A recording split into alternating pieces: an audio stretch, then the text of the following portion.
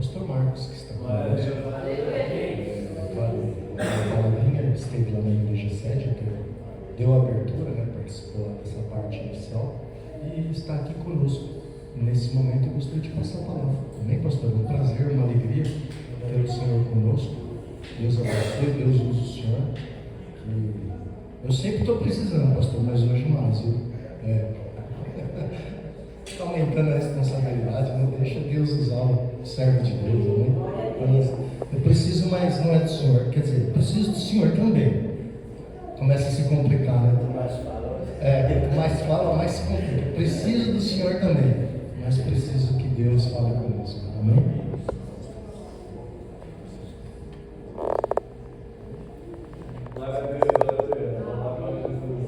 Meus irmãos, a paz do Senhor Jesus. Eu acho que durante esse restante de ano eu não poderia estar aqui. Tem sido uma correria e eu vou reservar o domingo desse mês de novembro para estar com o pastor Zara e os irmãos de Laranjeiras. E aí eu conversei com o pastor Zara dias atrás e disse: pastor, eu vou estar lá, ou no quarto ou no quinto domingo de novembro para estar compartilhando com vocês, mas a ideia mesmo é estar junto com vocês, revê-los. Dizer que é um prazer estar com vocês nessa manhã de hoje, uma manhã muito abençoada, né? Estive lá na igreja agora há pouco, temos um irmão lá cuidando da igreja, e eu disse para eles: olha, eu vou lá, a gente se vê na terça-feira, vocês cuidam ali, e é desse jeito. Então é isso, estou com vocês por isso. Deus abençoe o pastor Zara, a pastora Rosana e os demais irmãos. Está faltando algumas pessoas hoje aqui, né, irmãos? Esse feriado prolongado é igualzinho lá. Cheguei ali, cadê o pessoal da igreja? Um monte de gente. Na semana eles já ficam preparando a gente: ó, pastor, vou viajar, né? Porque feriado, não sei o que, ninguém sabe. Chega no domingo, a gente sente falta, mas a gente sabe que os irmãos estão passeando, então não tem problema algum, faz parte do dia a dia da igreja. Quem pode fazer isso é bom, né? Porque aproveita, dá uma descansada, dá uma relaxada. Tem alguns que nessa hora estão na praia, né? Coisa boa, né? Nós estamos aqui congregando e adorando o nosso Deus, e é um privilégio poder servir a Deus. Deixa eu compartilhar um texto da Bíblia com vocês, irmãos, que está no Evangelho de João, no capítulo 14, por favor. Evangelho de João, capítulo de número 14.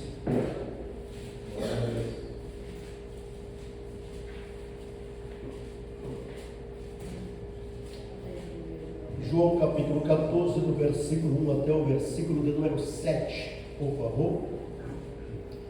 Eu vou ser sucinto com vocês. O pastor Zara falou que precisava que Deus falasse com ele. Eu espero que sempre crie uma expectativa na palavra do Senhor, né? Uma certa feita eu vim fazer um culto no lar de uma senhora, ela não era da igreja, né? Eu era pastor lá na Vila Jaguara. E ela falou assim: você profetiza? Eu disse: claro que eu profetizo, eu sou um profeta de Jeová. E eu profetizo assim uns 40 minutos mais ou menos. Aí foi acontecendo o culto, né?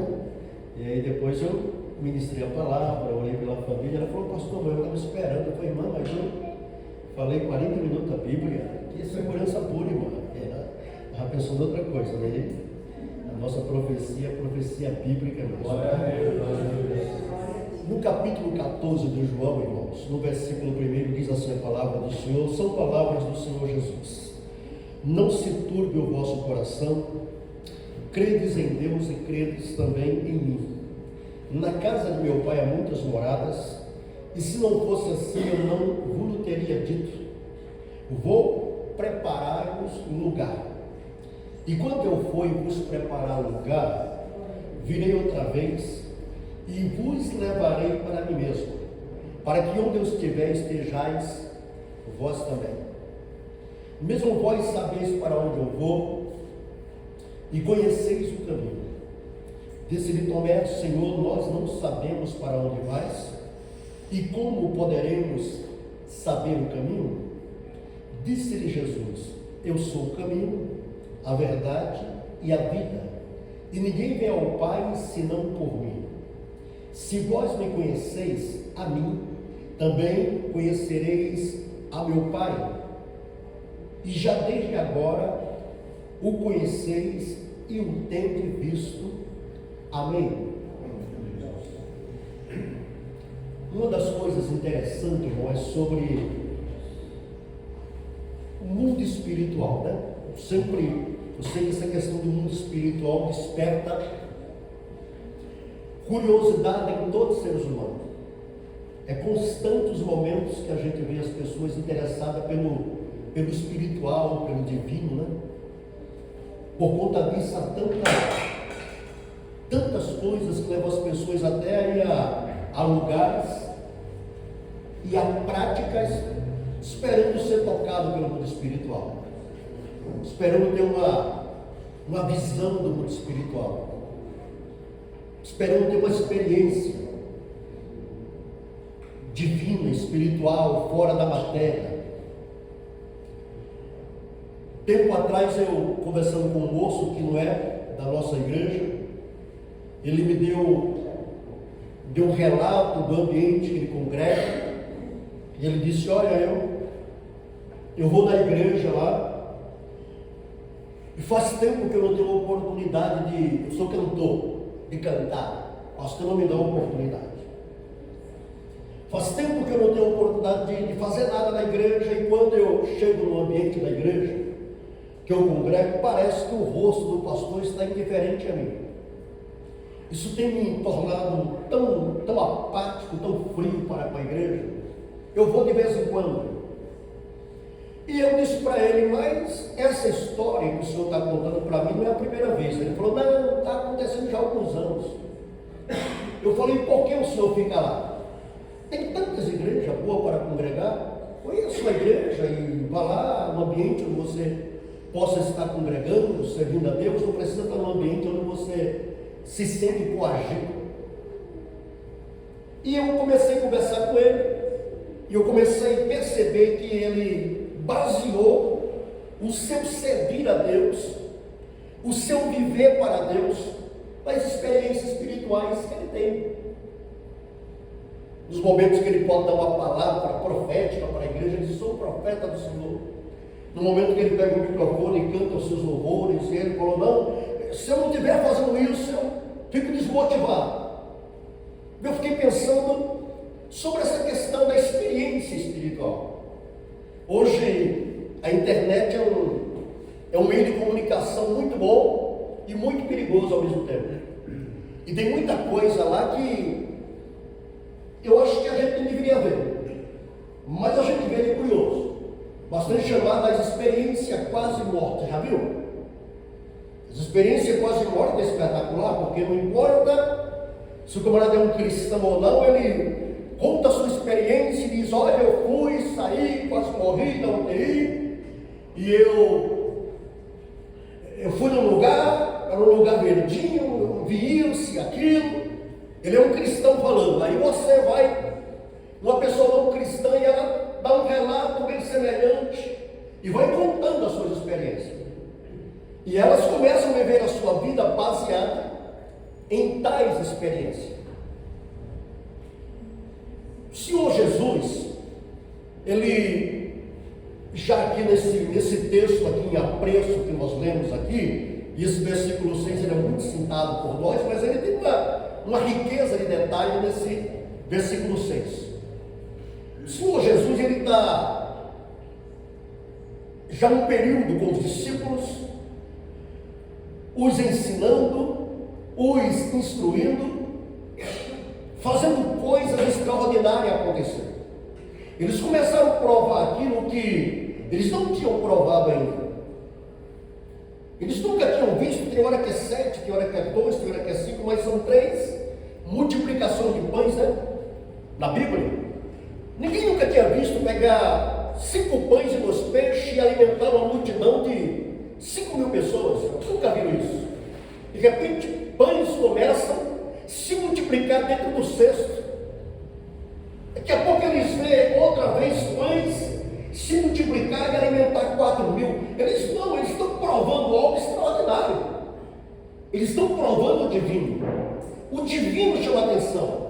O espiritual chama atenção. Eles nunca viram, e segundo a cultura lá judaica, né? Eles entendiam que uma pessoa, ao morrer, a alma dela ficava, né? Na época dizem isso aí, fundo histórico, eruditos dizem que para os judeus da época, a alma do indivíduo fica em volta do corpo 3 dias. E por conta disso é que às vezes os velórios eram tão longos em Israel, porque o pessoal entendia que poderia acontecer da alma voltar para o corpo, etc. E tudo bem, história, que os eruditos contam que não tem muita importância, mas eles viram uma coisa extraordinária acontecendo, viram? Jesus chega e um homem está sepultado há 4 dias. Lázaro, né? Capítulo 11. Vai acontecer algo sobrenatural ali. Quando Cristo dá uma ordem e chama Lázaro, ele sai do sepulcro. E se você ler o capítulo 11 em detalhes, você vai ver que o Lázaro sai com as mãos e os pés atados, ou seja, eles estavam mumificados, não tinha. E eles pegam Lázaro, Cristo fala: desmumifique ele, desate ele, e eles desamarram Lázaro, e Lázaro sai andando. Foi algo sobrenatural, não foi? Não foi algo extraordinário? O divino não é tremendo? O divino é tremendo. Chama a atenção da gente. E aí eles viveram muitas experiências, cegos, coxos, e tantas coisas mais que chamou a atenção deles. Mas tem uma coisa que, embora haja essas experiências quase morte, quase todo mundo aqui talvez, embora creia pela fé em Jesus, e os judeus criam em Deus, mas o mistério da eternidade ainda existe. O mistério do espiritual mesmo, de a gente dizer assim: olha, eu estou agora partindo para a eternidade, eu estou tombando aqui, e a minha alma vai partir para a eternidade. Isso aqui, de acordo com o crente, ele até tem medo quando se fala muito disso aí. Se ele não tiver uma segurança mesmo em Cristo, na Bíblia, ele fica meio com medo: eu não quero morrer. E eu lembro que até os 22 anos, eu não servia Jesus, eu vivia assim, um rapaz no mundão. Eu estou com 55, e eu cheguei na igreja já faz 33 anos. E uma das coisas que me apavorava até os 22 anos era a questão da morte. E a morte é um mistério, não é? A morte é um mistério. Para quem não conhece o Evangelho, principalmente, para quem não conhece a Bíblia, principalmente, a morte é um mistério. Aí se cria ideias humanas: olha, tudo acabou, houve uma aniquilação e tantas coisas mais que foram se criando e definindo o que é a morte, mas ninguém tem certeza de nada. Os religiosos criaram as suas filosofias, suas ideologias sobre a morte, dizendo: não, olha, você vai partir para a eternidade. Se você for um perverso nessa vida, você vai para um lugar, vai ser purgado, pagar seus pecados, depois você vai para o céu, para o paraíso. E aí, nessa, um monte de gente ruim está partindo para o purgatório, segundo o entendimento deles, e depois dele fazer tanto mal aqui, vai partir para o céu também. Aí você só purgado. Outros dizem: não, quando você morre, na verdade, você vai ser reencarnado, você está morrendo aqui, mas lá na China está nascendo uma criança agora, que já é a sua alma renascendo daquela criança. E aí se cria muitas ideias sobre a morte. Jesus e a Bíblia revelam o que é o mundo espiritual, revelam o que é a eternidade de fato. E eu tenho pensado dias atrás assim: qual a importância e o significado da vida?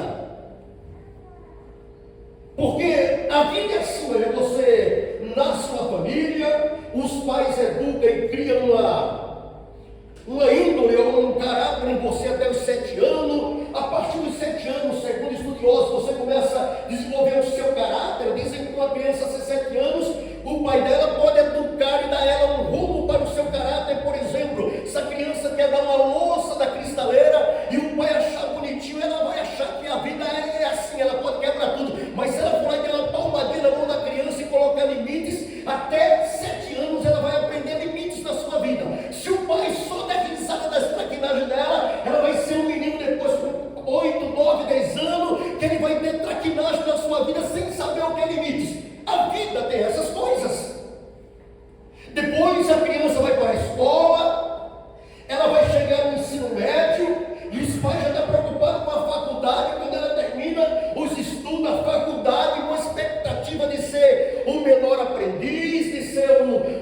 pessoa que tem uma formação acadêmica, que vai trabalhar, e aquela criança vai gerar outra família daqui a pouco.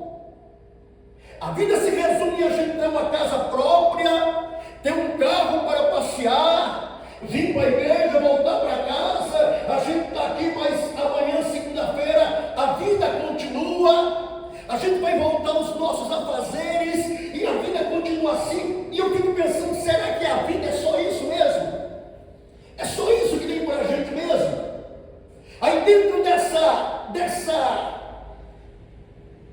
ênfase, dessa motivação, a gente se desgasta, a gente fica estressado, a gente fica com a mente possuída de eu quero mais, eu não consegui tudo, eu preciso conquistar. Nós somos seres insaciáveis e nunca estamos satisfeitos com nada que nós temos. Se a casa tem 2 cômodos, nós queremos uma de 4, se tem 4, nós queremos uma de 8, se temos um carro bom, olhamos o carro do vizinho que é um carro do ano, os nossos olhos já esticam e falam, eu também gostaria de ter um carro desse. E por sermos insaciáveis, crente ou não, a gente está se importando com coisas concernente a esta vida, como se a vida só se resumisse nas coisas daquele baixo.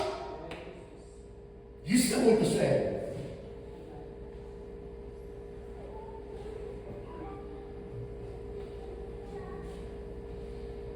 Daqui a pouco você vem para casa e você pode sentar numa mesa bem farta e comer a melhor mistura que você puder comer, a melhor comida feita pela sua esposa, por você ou por alguém, e você vai ter prazer nisso. Mas daqui a 4 horas, 5 horas, você está piscando na geladeira, o café da tarde, e aqueles que jantam vão querer a janta e de manhã vai repetir o ritual.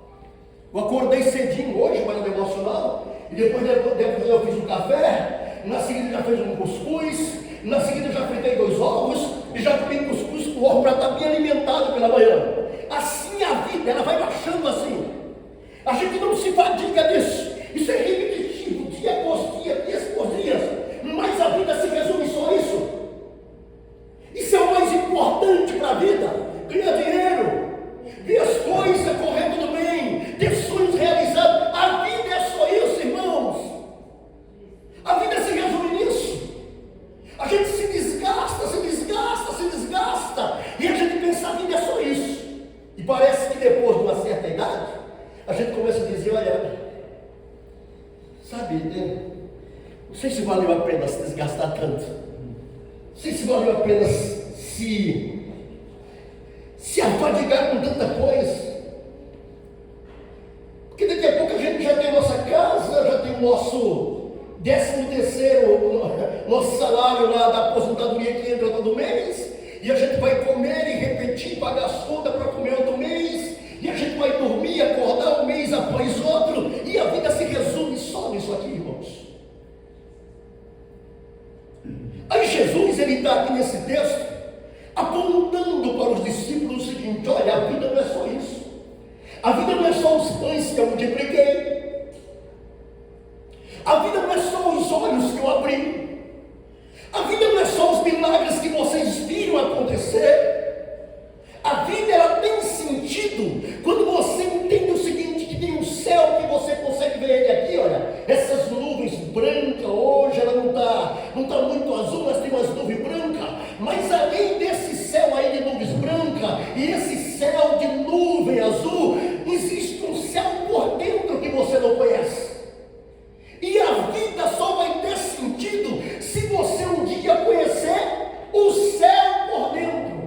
Se um dia, quando você fechar os olhos nessa vida, você conseguir contemplar de fato o espiritual, o divino, o eterno, sem ser produto de uma visão, sem ser produto de um sonho, sem ser o produto de uma experiência quase morte, mas um produto de um caminhar com Jesus, de ter Ele como Senhor e Salvador da sua vida. Ele vai te levar no céu, o céu por dentro vai ser revelado, e você e eu conheceremos de fato o sentido da vida.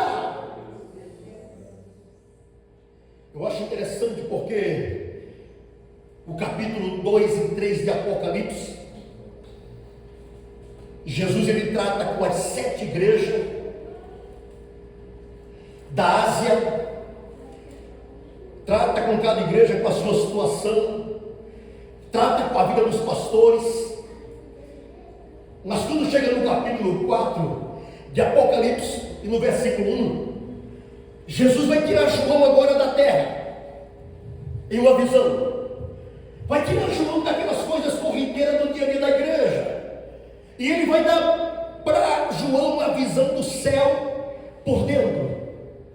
O capítulo 4, versículo 1 diz: depois dessas coisas, olhei, e eis que estava uma porta aberta no céu. Capítulo 4 de Apocalipse, versículo 1. E a primeira voz, como uma voz de trombeta, ou que ouvira falar comigo lá no capítulo 1, disse: sobe aqui e mostra-te as coisas que depois dessas devem acontecer. No versículo 2 do capítulo 4: e logo fui arrebatado no Espírito, e eis que um trono estava posto no céu, e um assentado sobre o trono. João é levado por Cristo a uma experiência não quase morte, a uma experiência não somente corriqueira, que embora seja divina, mas só de valores humanos, para o cuidado do dia a dia humano. Todos que ressuscitaram por Cristo um dia tiveram que morrer de novo, para depois ressuscitar na sua vida. Mas aqui não, Cristo fala: essa porta foi aberta, sobe aqui, João, e eu vou te mostrar o céu por dentro. Quando João entra no céu, ele vê um trono e vê um ser sentado sobre o trono. No capítulo 7 de Apocalipse, no versículo de número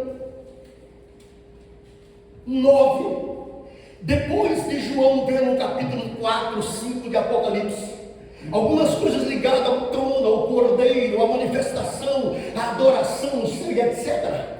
O capítulo 5 e 6 fala dos flagelos que acontecerá durante a tribulação. Mas depois de um tempo de flagelo nesse mundo, a Bíblia diz que João tem uma experiência do céu por dentro, outra vez. No capítulo 7, no versículo 9 de Apocalipse, João vai ver coisas dentro do céu agora. Versículo 9, João 7. Depois dessas coisas olhei, e eis que aqui uma grande multidão, a qual ninguém podia contar, de todas as nações e tribos, e povos e línguas, que estavam diante do trono e perante o cordeiro, trajando vestes brancas e com palmas nas suas mãos, e clamavam com grande voz, dizendo: salvação ao nosso Deus, que está sentado no trono, e ao cordeiro. E todos os anjos que estavam ao redor do trono, e dos anciões, e dos 4 animais, prostraram-se diante do trono sobre o seu rosto, e adoraram a Deus, dizendo: amém, louvor, glória, sabedoria, ação de graça, honra, poder, força ao nosso Deus para todo sempre, amém. E um dos anciões me falou, dizendo: esses que estão vestidos de vestes brancas, quem são e de onde vieram? E eu disse-lhe: Senhor, tu sabes. E ele disse-me: esses são os que vieram da grande tribulação, lavaram as suas vestes e as branquearam no sangue do cordeiro, por isso estão diante do trono de Deus, e os serve de dia e de noite no seu templo. E aquele que está sentado no trono os cobrirá com a sua sombra, e nunca mais terão fome, nunca mais terão sede, nem sol nem calor algum cairá sobre ele, porque o cordeiro que está no meio do trono os apacentará, e ninguém servirá de dia para as fontes vivas das águas, e Deus limpará dos olhos toda lágrima.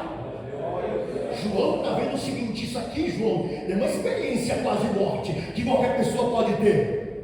Isso aqui não é uma multiplicação do sangue, isso aqui é o sentido da vida. Isso aqui é você conhecer o céu por dentro, é saber o que está reservado por você. Então, dizer para um crente que não conhece o que é a eternidade, só se esse crente não tem o hábito sadio de ler a Bíblia, só se esse crente não vive numa igreja onde a Bíblia é exposta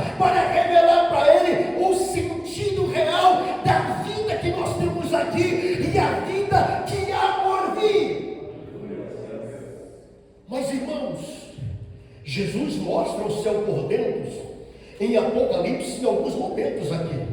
São flashes do céu por dentro. Por exemplo, Apocalipse, capítulo 21, versículo 1, olha só o céu por dentro. Eu vi um novo céu e uma nova terra, porque já o primeiro céu e a primeira terra já passaram, e o mar já não existe. Eu, João, vi a santa cidade, a nova Jerusalém, que de Deus descia do céu, preparada como uma esposa, adornada para o seu marido. Ouvi uma grande voz do céu, que dizia: eis o tabernáculo de Deus com os homens, pois com eles habitará, e eles serão o seu povo, e o mesmo Deus estará com eles, e será o seu Deus. E Deus limpará dos olhos toda lágrima, e não haverá mais morte, nem pranto, nem clamor, nem dor, porque já as primeiras coisas são passadas. E o que estava sentado sobre o trono disse: eis que faço nova todas as coisas. E disse: escreve, porque essas palavras são verdadeiras e fiéis. E disse-me mais: está cumprido. Eu sou o Alfa e o Ômega, o princípio, o fim. E quem tiver sede, de graça lhe darei da fonte da água da vida. Quem vencer, herdará todas essas coisas, e eu serei seu Deus, e ele será meu filho. Mas quanto aos covardes, e aos incrédulos, e aos abomináveis, e aos homicidas, e aos fornicadores, e aos feiticeiros, e aos idólatras, e todos mentirosos, a sua parte será num lago que arde com fogo e enxofre, que é a segunda morte. Jesus está dando para João a razão da vida, o porquê da vida, o porquê nós existimos, o porquê nós estamos aqui, o porquê nós servimos a Ele. A vida não se resume só em conquistas materiais, em só conforto material. Jesus está dizendo: olha, vocês deixem que aquela viva esperança, ela permaneça em vossos corações. Deixe que a viva esperança esteja dentro de vocês, ativa, viva, que vocês enxerguem pela fé o que está por vir para vocês, que vocês enxerguem pelo mundo, pelos olhos espirituais, o que eu tenho reservado para vocês na eternidade. Jesus está ativando essa viva esperança. 1 Pedro capítulo 1, versículo 3, o Pedro fala de uma viva esperança que foi dada para aqueles que se entregaram ao Senhor Jesus. É essa esperança que ele está tratando, a esperança da eternidade. E nessa esperança ele vai revelando o céu por dentro. No capítulo 22 ele fala mais um pouquinho desse céu por dentro, o que está reservado para nós. Capítulo 22 de Apocalipse, versículo 1: e mostrou-me o rio puro da água da vida, claro como um cristal, que procedia do trono de Deus e do Cordeiro. No meio da praça, de um e do outro lado, estava a árvore da vida, que produz 12 frutos, dando o seu fruto de mês em mês, e as folhas da árvore são para a saúde das nações. E ali nunca mais haverá maldição contra alguém. Nela está o trono de Deus e do Cordeiro, e os seus servos e o servirão, e verão o seu rosto, e nas suas testas estará o seu nome. Ali não haverá mais noite, e não necessitarão nem de luz do sol, porque o Senhor Deus os iluminará, e reinarão para todo sempre. O Senhor está dizendo: tem uma esperança. Tem uma esperança, porque a vida não se resume aqui. Aqui é um tempo de cuidado, é um tempo de providência, é um tempo que é possível você ver até o divino acontecer, o sobrenatural acontecer. Mas o que está por vir, o que está preparado para mim e para você, não se compara a nada que nós experimentamos nessa vida. Ah, como é prazeroso ver as portas se abrir, ou como é prazeroso ver a prosperidade no trabalho, na empresa, nos negócios. Mas, irmãos, Deus, Ele tem uma esperança melhor.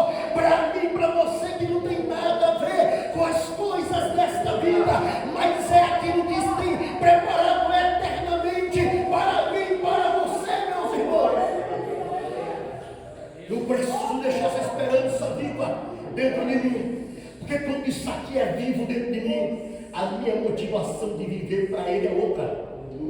A minha motivação de servir a Ele é outra. Eu dizia dias atrás na igreja, e eu ratifico: Deus não converteu, Deus não salvou um pastor, Deus não salvou um obreiro, Deus não salvou um pregador, Deus salvou uma alma perdida. E antes de chegar aqui no ministério, antes de vir os dons, tem uma alma que precisa ter uma esperança viva com o seu Deus. Que é essa alma que aqui está. Deus, glória a Deus, aleluia.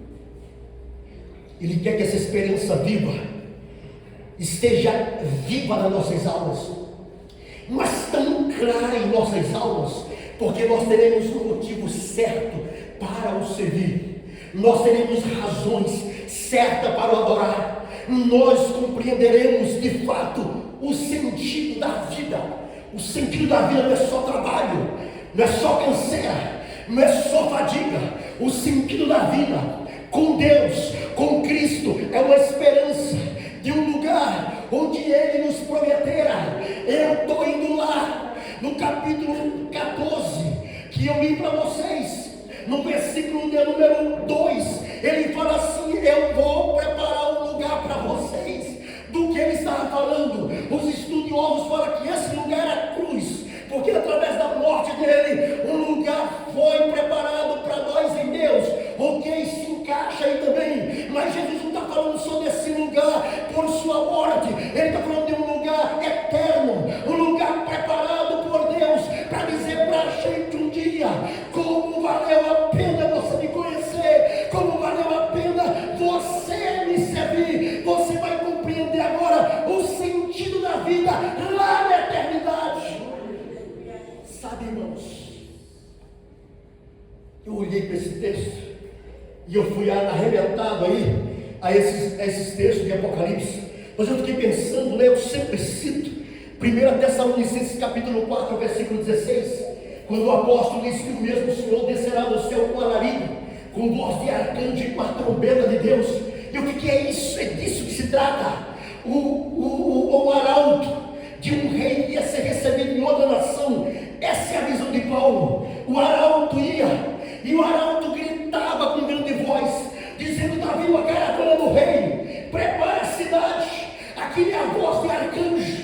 Ele disse que haverá uma voz de arcanjo, haverá um brado, era um brado do arauto, a voz do arcanjo, que era o arauto que gritava nas portas da cidade: se prepare, a caravana vai chegando. E quando aquele rei triunfante ia chegando naquela nação com a sua caravana, as trombetas eram tocadas, e havia uma grande festa para a recepção daquele rei que visitaria aquela outra nação para uma aliança, talvez, para uma visita, talvez. Paulo pega essa figura de linguagem do que acontecia literalmente, e ele diz: o rei, o Senhor Jesus, ele descerá do céu com alarido, com voz de arcanjo e com a trombeta de Deus.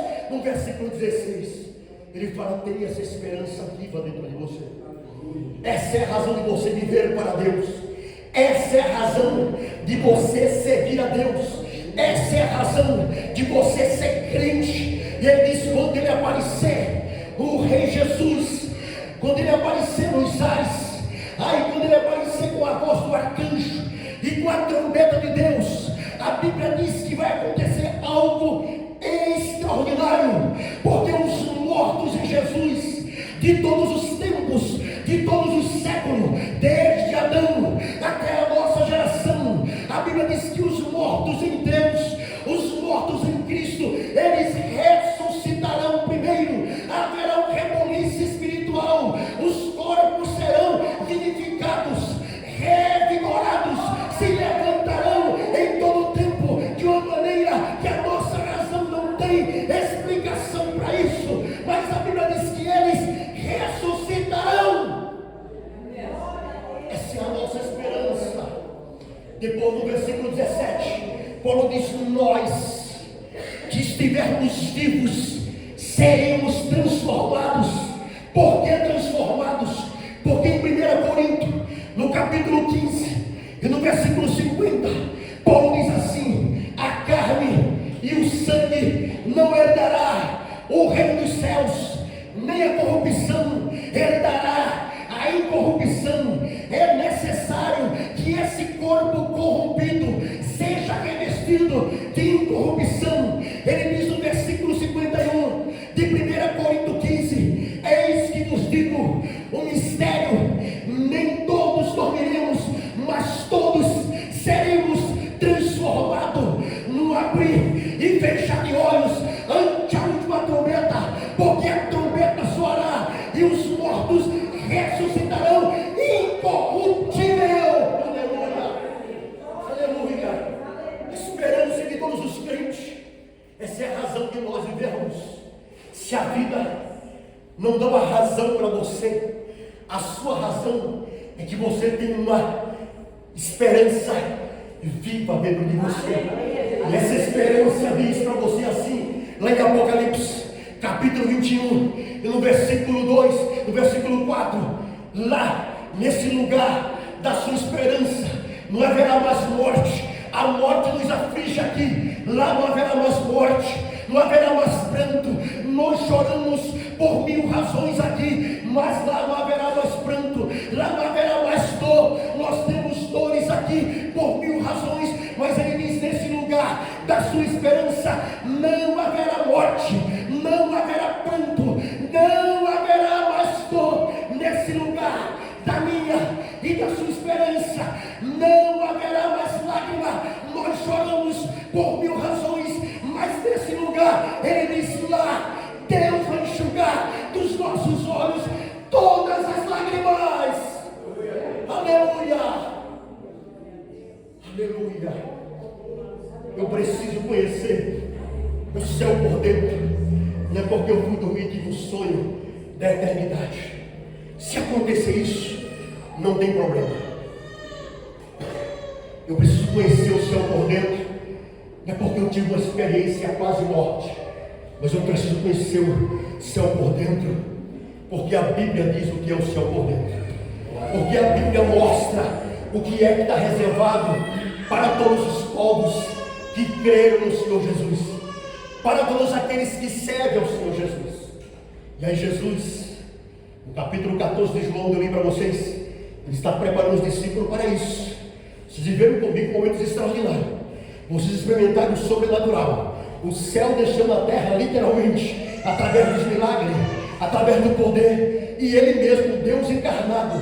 O capítulo 5 de 2 Coríntios e o versículo 19 fala que Deus estava em Cristo reconciliando consigo o mundo. Ou seja, Deus disse: eu desci do céu, estou aqui. Você não conhece do céu agora eu estou indo para lá, e vocês não devem turbar o coração de vocês.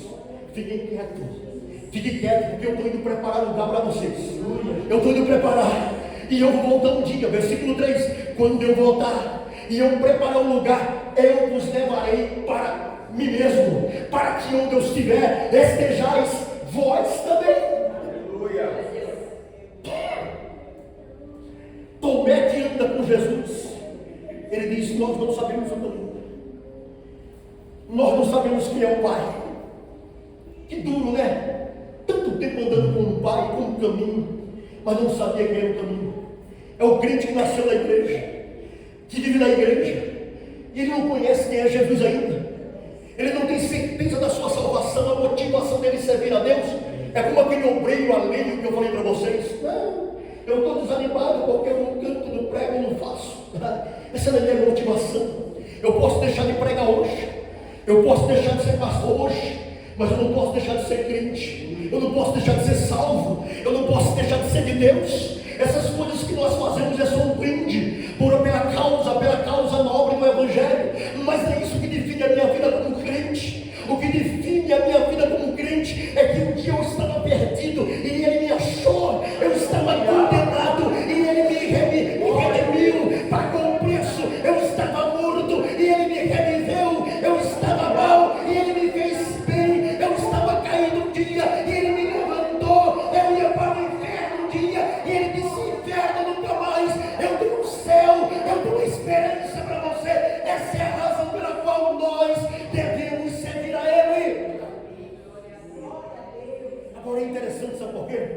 Porque Jesus dá essa palavra do versículo 6, que nós conhecemos e repetimos nos nossos sermões. Mas isso é um questionamento, uma resposta a Tomé, que está falando: nós não sabemos o caminho, não sabemos quem é o Pai. E Jesus fala para Tomé assim: eu sou o caminho, eu sou a verdade e eu sou a vida. O que é que o caminho faz com a gente? O que é que o caminho faz com a gente? Ele mostra o nosso destino. Você quer ir para Santos? Você vai ter que entrar no Rodoanel e pegar sentido Santos, Rodoanel direto, no quilômetro 68, 70, à direita, é pegar sentido Baixada Santista, vai chegar em Santos. Quero ir para o Rio de Janeiro, acho que essa é a Castelo Branco, né? Rio de Janeiro, Dutra, vai ter que pegar a Dutra direto, vai sair do Rio. Vou para Avaré, agora essa é a Castelo Branco. Quando você chegar lá, você sabe, eu peguei aqui o caminho certo, perfeito, sem quebrar perus. Tem muitos caminhos, mas o principal volta aqui. O que é que o caminho diz para a gente? Você tem um destino. A igreja, ela é militante, mas a igreja está marchando para um destino. E Jesus disse assim: eu sou o caminho. Se você andar, você vai permanecer nesse caminho e o seu destino será glorioso. Jesus está falando: eu sou o caminho, eu vou dar um destino para a vida de vocês. É esse destino aqui, uma esperança, um lugar de delícias permanente, um lugar de delícias perpétua. É o nosso destino. Por que Jesus fala: eu sou a verdade? Porque a verdade nos traz o quê? Segurança. Não é verdade? Uma coisa verdadeira tem segurança para a gente, não sai? Ninguém vai acreditar numa mentira. Ninguém vai colocar a sua vida no lugar onde a mentira prevalece. Mas ele fala: eu sou a verdade, porque ele diz: eu sou a sua segurança. Eu serei a sua segurança, eu te dou um destino e eu vou assegurar você. Você vai ser seguro. E é interessante, porque se eu estou no caminho e eu não conheço onde é Santos, o que é que eu faço? Eu estou saindo daqui agora.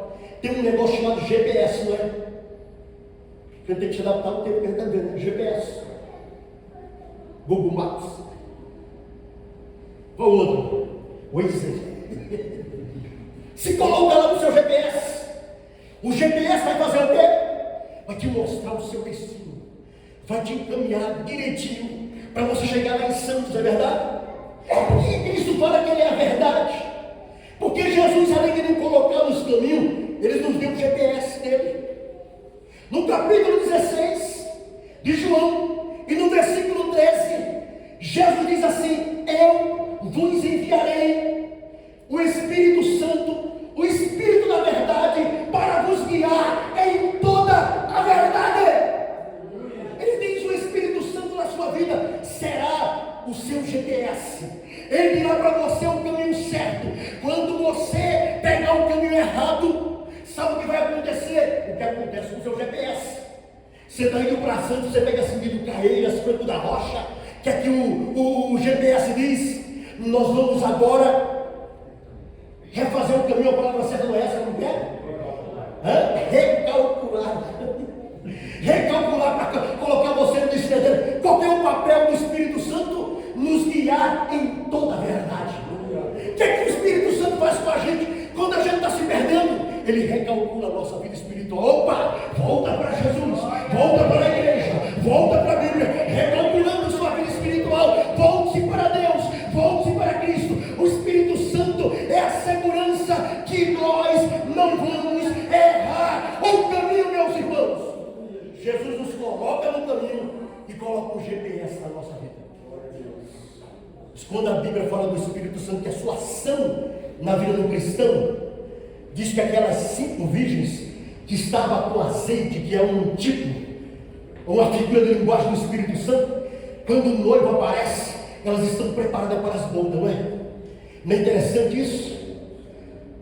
Quando você aceita Jesus como Salvador, lá em Efésios capítulo 1, versículo 13, o apóstolo Paulo, quando você ouviu o evangelho da sua salvação, e você creu no evangelho da sua salvação, você foi selado com o Espírito Santo da promessa.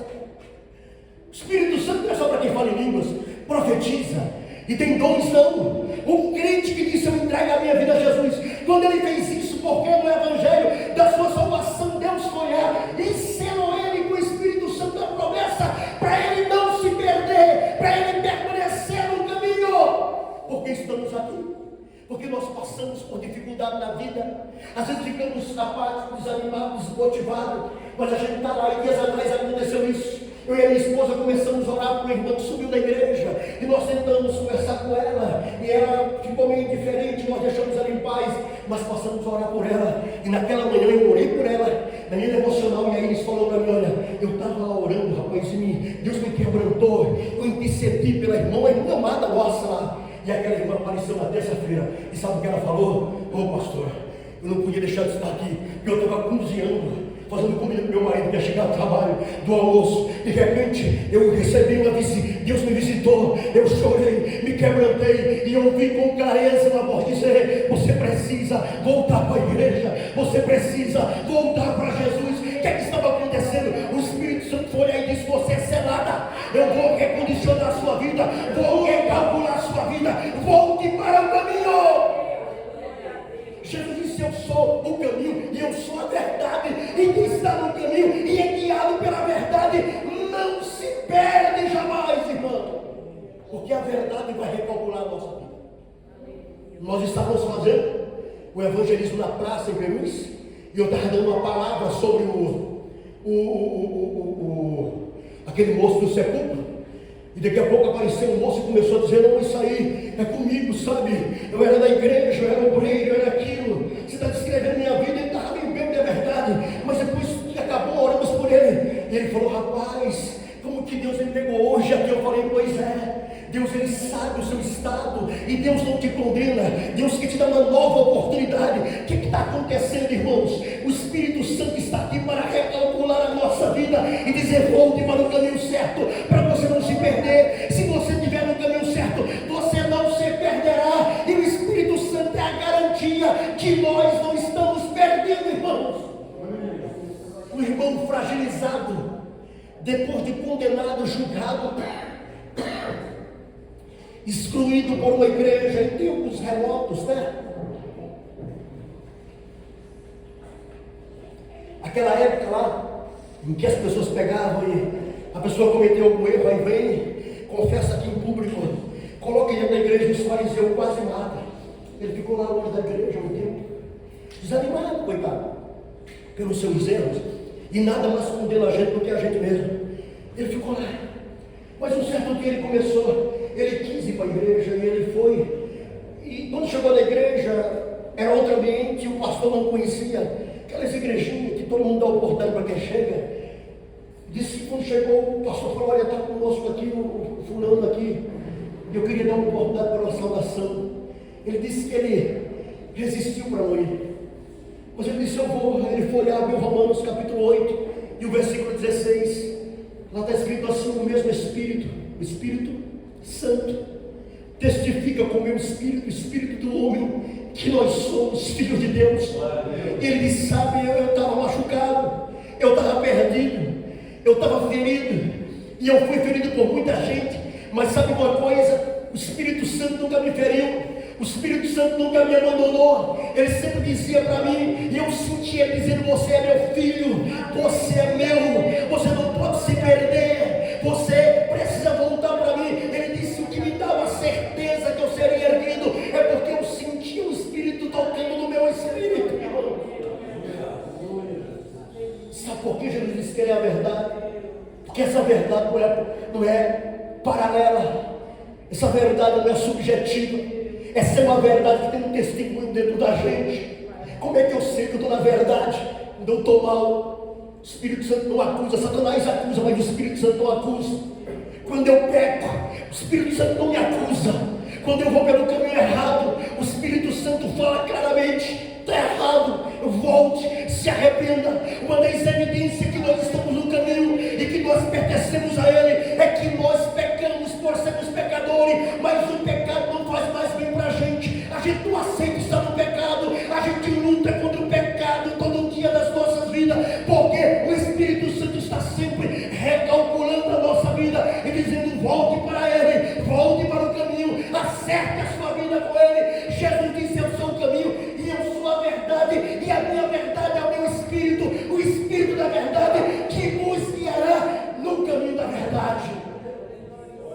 falando do Espírito Santo.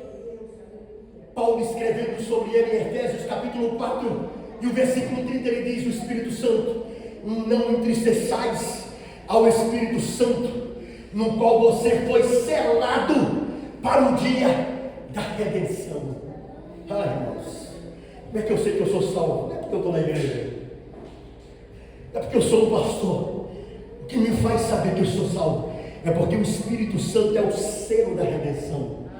Sabe quando eu sinto o Espírito Santo? Um selo para aquela época tem a sua importância.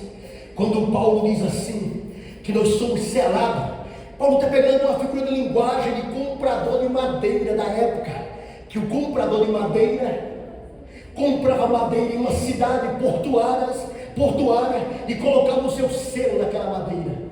Voltava para sua cidade ou país e dizia para os seus empregados: vão lá buscar as minhas madeiras compradas no porto de Efésios ou no porto de Corinto. Eles iam, e quando chegava lá: eu estou aqui, sou representante do patrão fulano de tal, e eu preciso levar as toneladas de madeira que ele comprou. Como é que ele sabia que tinha toneladas? Aí a pessoa que vendia ia no depósito, tinha um selo marcado daquele patrão. Esse selo dizia: essa madeira vai para aquele lugar, essa madeira é daquele patrão. Paulo pega isso como figura de linguagem e diz: olha, Deus também fez isso. Ele nos selou com o Espírito Santo da promessa. Quando ele voltar, todo aquele que é dele terá a marca dele, será selado por ele, e é a garantia que nós iremos para ele, para o lugar que ele nos preparou. Espírito Santo, Jesus disse: eu sou o caminho para você ter um destino. Jesus disse: eu sou a verdade, mas ele não deixou essa verdade no ar. Ele disse: a verdade terá um testemunho dentro de você. O Espírito de verdade que o mundo não pode receber, ele guiará vocês em toda a verdade. Agora, o mais lindo de tudo é a parte final que eu vou agora. Ele fala: eu sou o caminho, eu sou a verdade, eu sou o quê? A vida. Não é isso? O que ele está falando da vida? Ele está falando da maior realização do ser humano. Não é o dinheiro que ele conquista nessa vida. A maior realização do ser humano não é quantas casas ele tem nessa vida, quantas viagens ele faz pelo mundo nessa vida, quantas vitórias ele conquista nessa vida. A maior realização do ser humano é a vida eterna em Cristo Jesus. É o seu destino eterno. A Bíblia diz em 1 João capítulo 5, versículo 12: quem tem um filho tem a vida, quem não tem um filho não tem a vida. A maior realização do ser humano, a maior realização de todos os crentes, é quando Jesus aparecer nos ares com a voz de trombeta, com a voz de arcanjo, com a trombeta de Deus, os mortos ressuscitar, e aqueles que estiver vivo serem transformados. E o crente nessa hora, ele não vai ligar para todas as conquistas dessa vida, mas o que o crente quer mais nessa hora é a sublime conquista de ser transformado e subir para conhecer o céu do seu Jesus por dentro. A maior realização da vida do ser humano. Por isso que ele fala: eu sou o caminho, a verdade e a vida. O caminho para não se perder é verdade, para te guiar no caminho, e a maior conquista final é a sua vida comigo eternamente. No capítulo 25 de Mateus, no versículo 34, ele está falando ali, claro, das ovelhas na direita, os bodes na esquerda. Mas o versículo 34, no meio do versículo, ele diz para o que estiver à direita, que é um lugar que ele preparou: vinde, benditos do meu Pai, possuir por herança o reino que eu vos tenho preparado antes da fundação do mundo. Esse é o sentido da minha vida. O apóstolo Paulo, ele escrevendo sobre o sentido da vida e o porquê que vale a pena servir a Jesus. Lá em 2 Timóteo capítulo 4 e no versículo 7, Paulo diz: eu combati o bom combate. Paulo está dizendo: foi luta, não foi fácil. E a vida do crente não é fácil. É uma luta todo dia contra nós. É uma luta todo dia contra o pecado. a luta todo dia contra os demônios, contra Satanás, que quer nos tirar da presença de Deus. É uma batalha. Mas Paulo chega no final da sua vida dizendo: eu combati o bom combate, eu acabei a carreira e eu guardei a fé. E desde agora a coroa da justiça está guardada, está me reservada, vai ser dada a mim pelo justo juiz. E não vai ser dada somente a mim, mas também a todos aqueles que amam, que amarem a sua vida. Ele fala: sabe a conquista final? Paulo, irmãos, foi um homem por excelência. Paulo, ele viu Jesus face a face. Paulo foi o escritor das cartas, 13, 14 cartas do Novo Testamento. Mas a maior realização de Paulo, irmãos, era essa aí. É o destino final. É dizer: agora acabou, e agora eu estou seguro, é para isso que eu sirvo a Ele, é para isso que eu estou aqui.